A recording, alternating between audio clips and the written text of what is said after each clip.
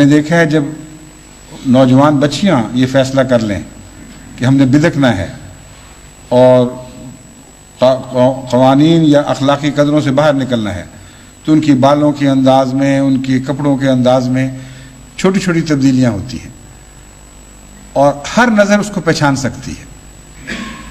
اگر آپ یہ کہیں ان کے ماں باپ کو کہ اس کے بال ایسے تھے، تو ماں باپ بھڑک کر کہیں گے تم کون ہوتے ہو اس کے بالوں کو متعلق، اس کا حق ہے جس طرح مرضی رکھے۔ اب کہیں اس کے کپڑے ایسے تھے، کہتے ہیں تم کون ہوتے ہو اپنی بیٹیوں کے کپڑے سنبھالو، خبردار جو ہماری بیٹیوں کے کپڑوں پہ بات کی۔ یہ طریقہ نہیں ہے سمجھانے کا۔ علامتیں سچی ہیں، انہوں نے جو پیغام دیا وہ ضرور سچا ہے، لیکن ماں باپ کو سمجھاتے وقت محبت اور ہمدردی اور گہرے درد کے ساتھ علیحدگی میں ان کو کہنا ہوگا کہ آپ اپنے بچیوں کی حفاظت کریں، ہمیں تکلیف ہوتی ہے، آپ کا فکر ہے، آپ کو صدمہ پہنچے گا۔ اور صرف ایک نہیں، اور کئی انداز ہیں، پھر ساتھ اس کے لیے دعائیں کرنے کی بڑی ضرورت ہے۔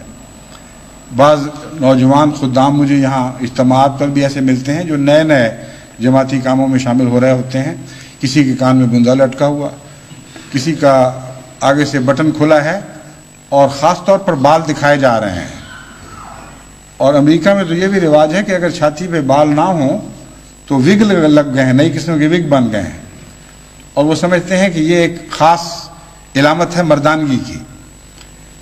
مردانگی کی علامت کیا ہے اور کس کے لیے ہے؟ معصوم بچیوں کے لیے ہے۔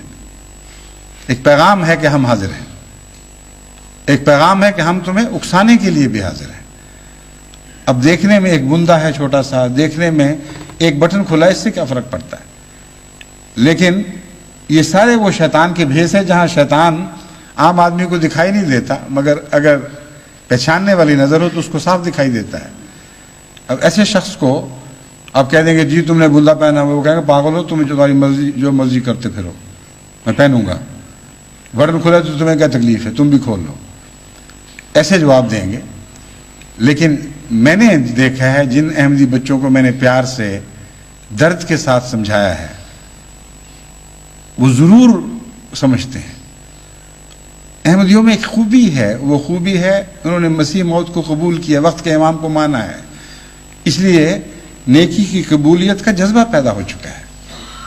اس جذبے سے جیسا فائدہ آپ اٹھا سکتے ہیں، دنیا میں اور کوئی قوم ایسا، کوئی اصلاح کرنے والا ایسا فائدہ نہیں اٹھا سکتا، کیونکہ یہ جماعت اگر متقیوں کی نہیں تو متقیوں کا مزاج رکھنے والی جماعت ضرور ہے۔ ایسی جماعت